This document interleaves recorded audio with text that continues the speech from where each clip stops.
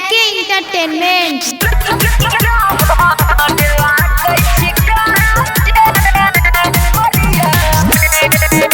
Sachin recording studio Saharsa.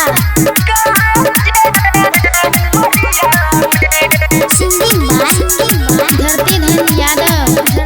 कम से जवानी पटाल ने नजर ने तो छोरा फैल जतो पूरा दे जहर।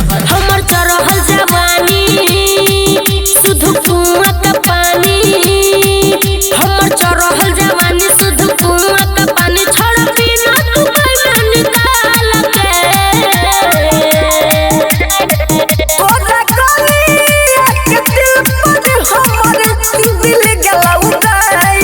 ओदा कली एक दिल पर हमर दिल गला उड़ाई। जहर लागै छी काचे उमरिया में। जहर लागै छी काचे उमरिया में। सुबह त जेर जे भी छिए हम हसीना। हमारा ला चल तो न 36 इंच के सीना।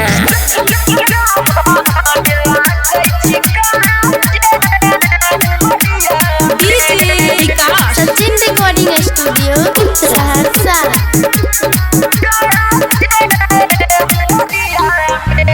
पतरी कमरिया लचकत चलो लागौ नागिन के चाल के। अच्छा तो खनी बैठ के रही है। रूप के रानी के दिल जानी लागै छी बहुत बवाल के। वो तो छीटे छे ना। नहीं चलो तो जगार तारे करने बरबार।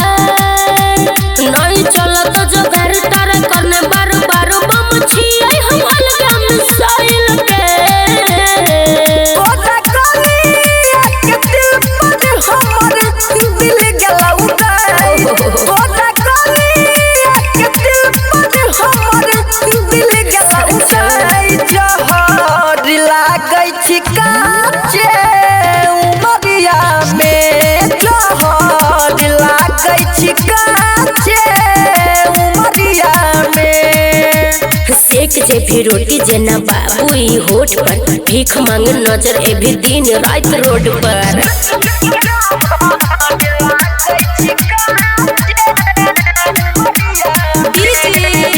Sachin recording studio Saharsa.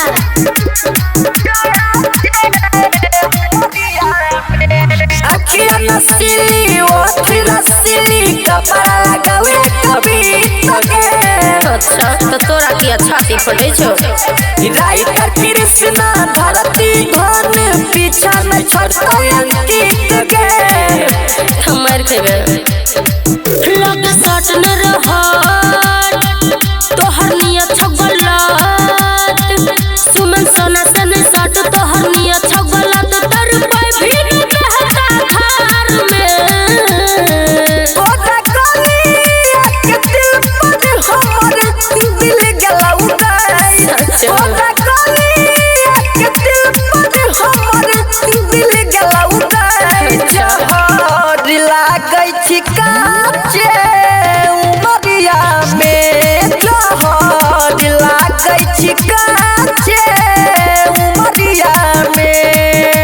नहीं मनबे तो चल बाबू बन जो लभर। पूरा कर दियो सब इच्छा तोहर। चल सिक्कू सावरिया।